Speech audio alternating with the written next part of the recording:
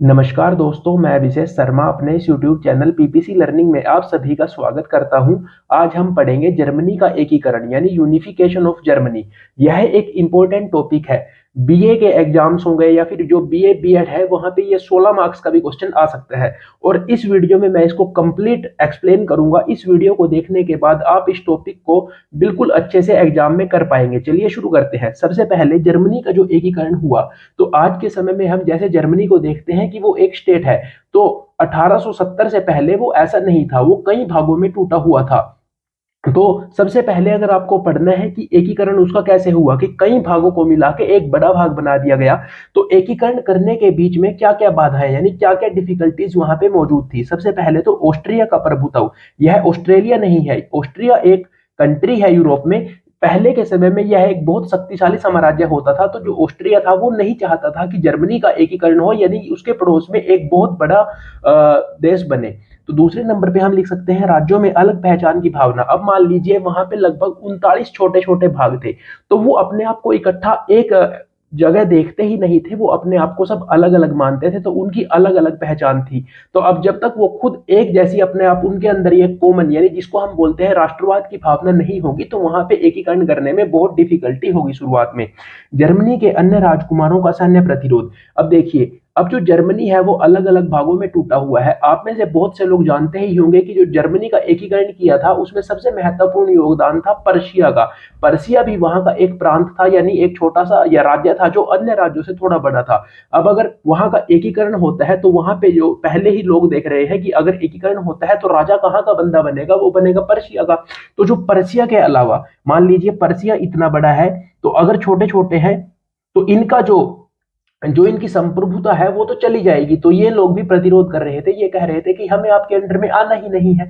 सेना भी ज्यादा ताकतवर नहीं। अब अगर यूनिफाई करना है तो सबसे पहले आपको ऑस्ट्रिया से भी लड़ना पड़ सकता है, फ्रांस से भी लड़ना पड़ सकता है, तो जिसके लिए आपको चाहिए होगी सेना।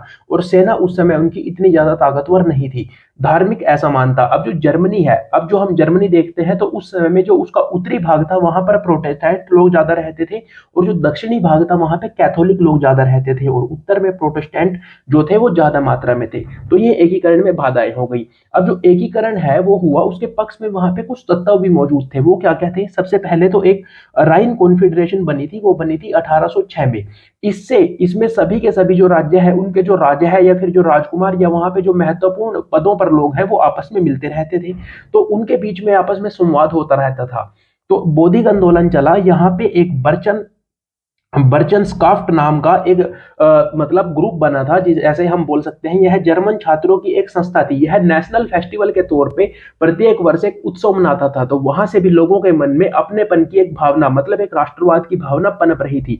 आर्थिक कारक भी कुछ थे कि जो जर्मनी है वो आर्थिक तौर पर उसके जो राज्य थे वो एक दूसरे से डिपेंडेंट थे, मतलब वे आपस में जो व्यापार करते थे, तो वो भी एकीकरण के पक्ष में हम लिख सकते हैं। औद्योगिक विकास, यानी उस समय में क्या चल रहा था विश्व में? इंडस्ट्रियलाइजेशन। अब अगर आपको औद्योगिक विकास करना है तो किसी भी देश के उद्योग को बढ़ावा देने के लिए उसमें जो हमें कच्चा माल चाहिए होता है, तो जरूरी नहीं है कि वो एक ही हिस्से में मिल जाए। अब पर्शिया में जो उद्योग लगे हैं उनमें जो कच्चा माल है वो दूसरी जगह से आएगा। तो अगर औद्योगिक विकास करना था तो इसी तरह से जो दूसरे छोटे राज्य है उनको भी अगर ऊपर उठना था तो एक दूसरे की सहायता की आवश्यकता थी। तो ये हम कुछ कारण है जिनको हम एकीकरण के पक्ष में लिख सकते हैं। ठीक है। उसके बाद हम चलते हैं एकीकरण के शुरुआती प्रयास। कि देखिए, आप सभी जानते हैं कि जो जर्मनी का एकीकरण है उसमें सबसे महत्वपूर्ण भूमिका किसकी रही? वो रही बिस्मार्क की। लेकिन उससे पहले भी कुछ वहां पर प्रयास हो रहे थे एकीकरण के पक्ष में, जैसे मैटरनिच का पतन। अब जब मैटरनिच ने अपने पद से त्यागपत्र दे दिया, ये कहां से संबंधित था? ये था ऑस्ट्रिया से संबंधित। तो अब अगर जो सबसे जो बड़ा देश है वहां पे, सबसे शक्तिशाली जो देश है, उसका जो सबसे महत्वपूर्ण व्यक्ति मैटरनिच अगर अपना पद छोड़ देता है, तो उससे क्या होगा?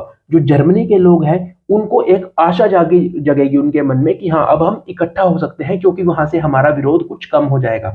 फिर फ्रैंकफर्ट संसद जो थी उसने क्या किया? एकीकृत जर्मनी के लिए नए संविधान का ड्राफ्ट तैयार किया कि जो हम नया संविधान बनाएंगे वो कुछ इस तरह का संविधान होगा।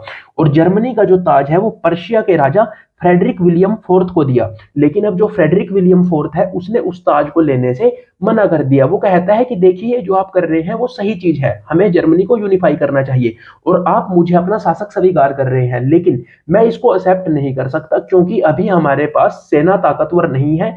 और अगर हम ऐसा करते हैं तो जो ये ऑस्ट्रिया है वो हमारे ऊपर युद्ध शुरू कर देगा और युद्ध में क्या पता हम हार जाएं, तो इससे हमारी जो इज्जत है वो मिट्टी में मिल सकती है, इसलिए मैं इसको नहीं ले सकता। ठीक है, तो ये बातें आप लिख सकते हैं 16 मार्क्स के क्वेश्चन में। अब चलिए चलते हैं हम, क्या होता है 1861 में एक महत्वपूर्ण चीज शुरू होती है कि जो केजर विलियम था पर्शिया का राजा वो बनता है। ठीक है, क्योंकि जो फ्रेडरिक विलियम फोर्थ है उसकी मृत्यु हो जाती है और उसके बाद केजर विलियम पर्शिया का राजा बनता है। जर्मनी का राजा नहीं कहा मैंने, वो बनता है पर्शिया का राजा। 1862 में ओटो वन बिस्मार्क जो था उसको चांसलर बना दिया जाता है और जब वो चांसलर बनता है तो वो सबसे पहला काम क्या करता है, वो सेना को मजबूत करना शुरू कर देता है। तो यहाँ पे जब आप इस क्वेश्चन को लिखोगे तो आपको एक हेडिंग लिखना है ब्लड एंड आयरन स्पीच, जो बिस्मार्क के द्वारा दी गई थी और कब दी गई थी, 30 सितंबर 1862 को। मान लीजिए जैसे हमारे भारत में क्विट इंडिया मूवमेंट है, उसमें जो गांधी जी ने वहां पे बात कही थी करो या मरो, कुछ इस तरह का जो कोट है, वही बात यहाँ पे जो बिस्मार्क है इसने अपने देश के लोगों को समझाया, इसने संबोधित किया कि जर्मनी को अगर हमें एकीकृत करना है तो वो सिर्फ सेना के बल पर ही किया जा सकता है, इसका और कोई अन्य तरीका नहीं है, तो आप अपनी सेना को मजबूत कीजिए। इसके बाद इसने अफसरों को ज्यादा कर वसूलने का लिए बोला कि इसने जो अब ये चांसलर बन गया, इसके हाथ में पावर आ गई, तो इसने जो अफसर है उनको कहा कि अब कर जो है, अगर आप वो पहले 30% ले रहे थे तो अब उसको बढ़ा दीजिए। मतलब मैंने 30% का एग्जाम्पल दिया। ऐसा क्यों किया गया, ताकि जो सेना है उसको बढ़ाया जा सके। अब सेना है, अगर हम उसको बढ़ाएंगे तो खर्च भी तो बढ़ेगा, उनको तनख्वाह भी तो देनी है। तो इस तरह से ये जो एक प्रयास था ये इंपॉर्टेंट है, इस क्वेश्चन में आपको लिखना पड़ेगा। और इससे जो जर्मन की एकीकरण के लिए युद्ध हुए उसमें बहुत बड़ी मदद मिली। ठीक है, फिर एकीकृत जर्मनी जो बिस्मार्क बनाना चाहता था उसका उद्देश्य क्या था और वो किस तरह से इसको इंप्लीमेंट करना चाहता था। सबसे पहले तो जर्मनी का पर्शियाकरण, जो बिस्मार्क था उसका सीधा सा मकसद क्या था कि देखिए पर्शिया जर्मनी का सबसे शक्तिशाली प्रांत है और अगर पर्शिया जर्मनी को एकीकृत करेगा तो राज भी पर्शिया का ही होना चाहिए। मतलब जो पूरे जर्मनी का राजा बनेगा वो पर्शिया का राजा ही आगे पूरे जर्मनी का राजा बनेगा। जर्मनी के राज्योों की निजी पहचान कम करना। अब जैसे मैंने पहले बताया था कि जो राज्य है वो अपनी अपनी पहचान उनकी अलग अलग थी, चाहे वो छोटे थे चाहे वो बड़े थे, वो अपने क्षेत्र में संप्रभु थे। तो बिस्मार्क का सीधा सा उद्देश्य था कि अगर इनकी पहचान बनी रही तो एकीकृत हम हो ही नहीं पाएंगे, इनको अपनी पहचान छोड़नी होगी और इन सभी को एक एकीकृत जर्मनी के ढांचे के अंतर्गत आना पड़ेगा। एग्जाम्पल के तौर पे जैसे हमारे भारत में आज के समय में क्या है कि हम सबसे पहले भारतीय हैं, उसके बाद हम मराठी, हरियाणवी, पंजाबी, गुजराती कुछ भी है, लेकिन सबसे पहले हम भारतीय हैं। तो ये हमारी एक राष्ट्रवाद की भावना होती है। ऐसा ही बिस्मार्क कुछ वहां पर चाहता था, ऊपरी स्तर से एकीकरण करना। अब जो बिस्मार्क था वो डायरेक्ट कह रहा था कि जो एकीकृत हम होंगे तो जो ऊपर से ऑर्डर आएगा वो सभी पे इंप्लीमेंट होगा, कि जो हम एकीकरण करना चाहेंगे वो सारा का सारा मजबूती से होगा। ऑस्ट्रिया के लिए कोई स्थान नहीं, कि जब जर्मनी एकीकृत हो जाएगा तो हम ऑस्ट्रिया को किसी भी प्रकार से मान्यता नहीं देंगे अपने राज्यों के मामले में हस्तक्षेप करने में। ऑस्ट्रिया के साथ साथ फ्रांस की जो शक्ति है उसको भी कम करना, क्योंकि जो जर्मनी का एकीकरण था उसके जो विरोध में सबसे बड़े जो दो देश थे वो थे ऑस्ट्रिया और फ्रांस। इन दोनों की जो शक्ति है उसको कम करेंगे और इनका कोई भी हस्तक्षेप एकीकृत जर्मनी में नहीं रहेगा। तो इसके लिए उसने क्या किया, बिस्मार्क ने लौह और रक्त की नीति अपनाई। लौह और रक्त की नीति से हम क्या कहेंगे कि भारी उद्योगीकरण, कि उसने सबसे पहले कहा कि अगर हमें मजबूत बनना है तो सबसे पहले हमें अपने देश में उद्योगों की जरूरत होगी। उद्योगों की जरूरत होगी, हमें अपनी सेना को बढ़ाना होगा, सेना को मजबूत करना होगा। उद्योगीकरण की आवश्यकता क्यों पड़ी, क्योंकि अब हमें आगे जाके लड़ने हैं युद्ध, तो युद्ध के लिए चाहिए पैसा, हथियार। वो सभी के सभी हम कैसे प्राप्त कर सकते हैं, जब हम अपने उद्योगों को बढ़ावा देंगे। फिर उसने कहा कोयले और लोहे की नीति। कोयले और लोहे की नीति से क्या तात्पर्य है, क्योंकि हमें युद्ध में बनना है आत्मनिर्भर, कोयला भी हमें चाहिए और लोहा भी हमें चाहिए अपने उद्योगीकरण के लिए। तो ये कुछ पॉइंट है, अगर ये पॉइंट आपसे पूछ लिए जाए तो आपको ये एग्जाम में थोड़े थोड़े से इनको आप डिस्कस कर दीजिए। इसके बाद जो एकीकरण होता है जर्मनी का, उसके है जी 3 चरण, और तीनों के तीन आसानी से आपको समझा दूंगा। एकीकरण का पहला चरण क्या होता है कि जैसे ही बिस्मार्क चांसलर बनता है वो सेना को मजबूत करना शुरू करता है, कर बढ़ा दिए जाते हैं ताकि सेना को आसानी से बहुत मजबूत बना सके। फिर देखिए सबसे पहला होता है इशू होता है एक 1864 में होलिस्टीन इशू के नाम से, जिसको हम जानते हैं। ये किसके पास में थे, ये थे डेनमार्क के पास में। तो अब जो बिस्मार्क था वो क्या चाहता था कि हमने जो सेना मजबूत किया है, हमने इसमें इतने अलग अलग परिवर्तन किए हैं, तो हमें इसकी शक्ति को भी तो चेक करना चाहिए।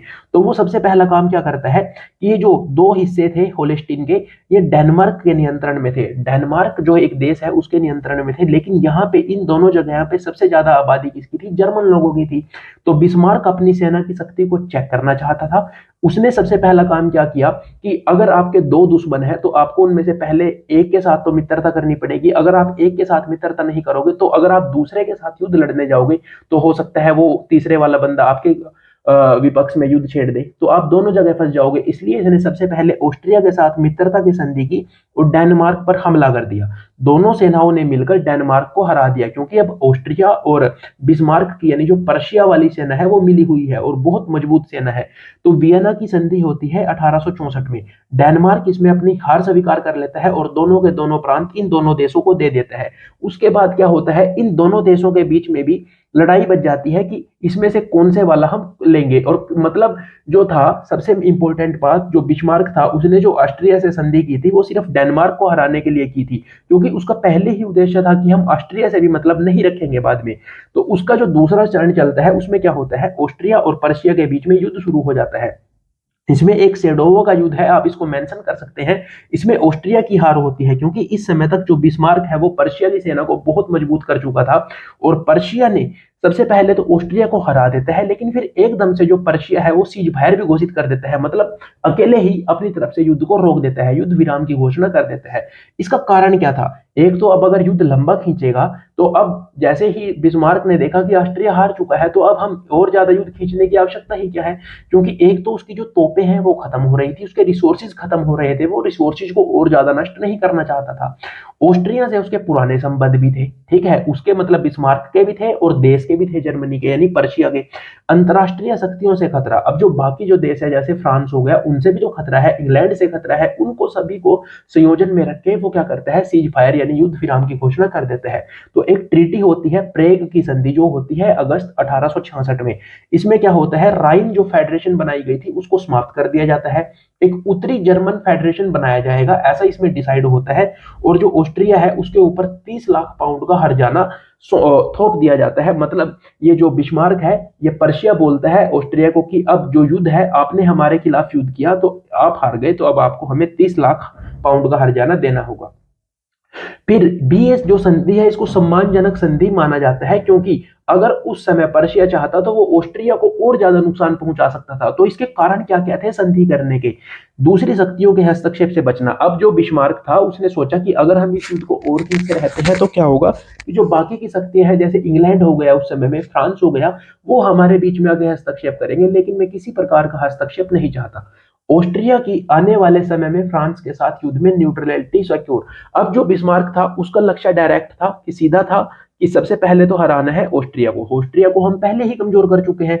अब अगर हम इसका साथ लेके चले तो अब हमें जो फ्रांस से आने वाले समय में युद्ध करना है, तो ऑस्ट्रिया उस समय न्यूट्रल रहे, इसके लिए मैं इससे संधि कर लेता हूं। ठीक है भाई, ताकि ये हमारा अब आगे दुश्मन नहीं बन पाए। तो इस युद्ध के क्या क्या नतीजे होते हैं जो ऑस्ट्रिया और पर्शिया के बीच में हुआ? पर्शिया अपने अक्षेत्र विस्तार और प्रभाव के चरम पर। अब आप अगर इतने बड़े देश को हरा देते हो, सबसे पहले डेनमार्क को और उसके बाद ऑस्ट्रिया को, तो पर्शिया जो है उसका जो मतलब उसकी जो महिमा है वो बहुत ज्यादा बढ़ गई। इसके बाद बिस्मार्क पूरे यूरोप में प्रभावी। इसके बाद जो बिस्मार्क है, ना कि वो सिर्फ पर्शिया में, ना कि वो सिर्फ जर्मनी में, बल्कि वो पूरे के पूरे यूरोप में उसका जो प्रभाव है वो बहुत बढ़ गया। ऑस्ट्रिया की प्रतिष्ठा घटी। अब अगर आप पर्शिया से युद्ध में हारोगे तो आपकी जो प्रतिष्ठा है, जो सम्मान है, वो तो कम होगा ही। उसके बाद जो तीसरा चरण चलता है उसमें क्या होता है, फ्रांस और पर्शिया के बीच में युद्ध होते हैं। देखिए सबसे पहले चरण में क्या होता है, डेनमार्क को हराया जाता है, दूसरे चरण में ऑस्ट्रिया को हराया जाता है और तीसरे चरण में जो अंतिम चरण है वो होता है फ्रांस को हरा के। बिस्मार्क ने इंग्लैंड, ऑस्ट्रेलिया, रूस को न्यूट्रल रखा, इनके साथ अलग से संधि कर ली, इनको कहा कि आप हमारे साथ युद्ध में नहीं आएंगे। दोनों देशों के लोग युद्ध चाहते थे। उस समय जो फ्रांस है उसके लोग भी युद्ध चाहते थे कि जर्मनी का एकीकरण ना हो, युद्ध हो इसके लिए। और जो जर्मनी वाले हैं, मतलब जो पर्शिया वाले हैं, वो तो युद्ध चाहते ही थे कि फ्रांस को हराया जाए, लेकिन जो फ्रांस की सेना है वो तैयार ही नहीं थी युद्ध को लेके। तो फिर एक बैटल होता है सेडान का, जो होता है 1 सितंबर 1870 को। इसमें जो नेपोलियन थर्ड था उस समय, जो वहां का शासक था या वहां का राष्ट्रपति था, वो सैनिकों के साथ आत्मसमर्पण कर देता है, मतलब युद्ध में अपनी हार स्वीकार कर लेता है और फ्रांस को गणतंत्र बना दिया जाता है। 4 सितंबर 1870 को घोषित कर दिया जाता है। ये पहली बार नहीं था जब फ्रांस गणतंत्र बना था, ये पहले भी हो चुका था, लेकिन आप इस पॉइंट को यहां पर भी मेंशन कर दीजिए। बिस्मार्क ने क्या किया फिर उसके बाद, जब फ्रांस को भी युद्ध में हरा दिया गया, तो बिस्मार्क ने जो अपने आप वो राजा नहीं बना, उसने राजा किसको बनाया, राजा विलियम प्रथम को, जो 1861 में पर्शिया का राजा बना था। ठीक है, उसको पूरे के पूरे एकीकृत जर्मनी के राजा के तौर पे उसका राज्याभिषेक कर दिया जाता है 18 जनवरी 1871 को। और उसके बाद जो पेरिस है, पेरिस मतलब फ्रांस का जो फॉल है, पतन हो जाता है 1871 जनवरी में ही। एक फ्रैंकफर्ट की संधि है, ये आपको याद रखनी है, ये होती है 10 मई 1871 को। किस किस के बीच में होती है, फ्रांस और पर्शिया के बीच एक शांति संधि होती है। फ्रांस में इससे राजशाही खत्म कर दी जाती है। फ्रांस पर अब देखिए, जैसे पहले ऑस्ट्रिया के ऊपर युद्ध की क्षति के लिए हर्जाना मांगा गया था, वैसे ही अब फ्रांस के ऊपर भी युद्ध क्षति के लिए 200 मिलियन पाउंड थोप दिए गए। रोम इटली को मिला। मतलब ये जो संधि है वो किस किस के बीच हो रही है, फ्रांस और पर्शिया के बीच, लेकिन जो इटली है उसको भी इसमें फायदा हो गया कि जो रोम है वो इटली को दे दिया जाता है। ठीक है, अब इसमें सिर्फ एक छोटी सी चीज आप और ऐड कर दीजिए ताकि ये जो आपका क्वेश्चन है ये कंप्लीट हो जाए। बिल्कुल इंपॉर्टेंट है और यहीं से जितना हमने अभी तक लिखा है उसी में से है। जैसे फ्रांस और पर्शिया के जो युद्ध होता है उसके क्या क्या नतीजे होते हैं, जर्मनी के एकीकरण की घोषणा हो जाती है, मतलब जो यूनिफाइड जर्मनी, जर्मनी जो छोटे छोटे भागों में बटा हुआ था, अब उसमें से पर्शिया एक बहुत बड़ा भाग था। तो अब अगर ये फ्रांस जैसे देश को, ऑस्ट्रिया जैसे देश को हरा देते हैं, तो ये जो छोटे देश हैं ये तो खुद ही इसकी प्रभुता स्वीकार कर लेंगे। ठीक है भाई। बिस्मार्क और जर्मनी बहुत शक्तिशाली, सबसे पहले सिर्फ जर्मनी ही शक्तिशाली नहीं हुआ, बिस्मार्क का भी पूरे के पूरे विश्व में नाम हो गया उसके बाद। इटली का एकीकरण भी रोम से पूरा, जैसे ही फ्रैंकफर्ट की संधि में रोम इटली को दे दिया जाता है, तो उससे इटली का जो एकीकरण है, यूनिफिकेशन ऑफ इटली, एक हमारा अलग से टॉपिक है, वो भी हम पढ़ेंगे, वो भी पूरा हो जाता है। फ्रांस की प्रतिष्ठा गिरी, युद्ध में हारोगे तो प्रतिष्ठा तो गिरेगी ही। रूस को अप्रत्यक्ष रूप से फायदा, रूस को भी इस युद्ध से फायदा हुआ। फायदा क्या हुआ कि काला सागर में रूस को कुछ फायदा मिल गया। जर्मनी के एकीकरण के क्या क्या प्रभाव होते हैं, जर्मनी का यूरोप में प्रभुत्व बढ़ा, जर्मनी आने वाले मतलब आगे 50 साल तक राजनीति पर हावी रहा और फ्रांस और ऑस्ट्रिया का प्रभुत्व गिरा। तो इस तरह से जो जर्मनी का एकीकरण वाला क्वेश्चन अगर आपके एग्जाम में आता है तो आप उसको अच्छे से एक्सप्लेन कर सकते हैं। थैंक यू, मिलते हैं अगली वीडियो में।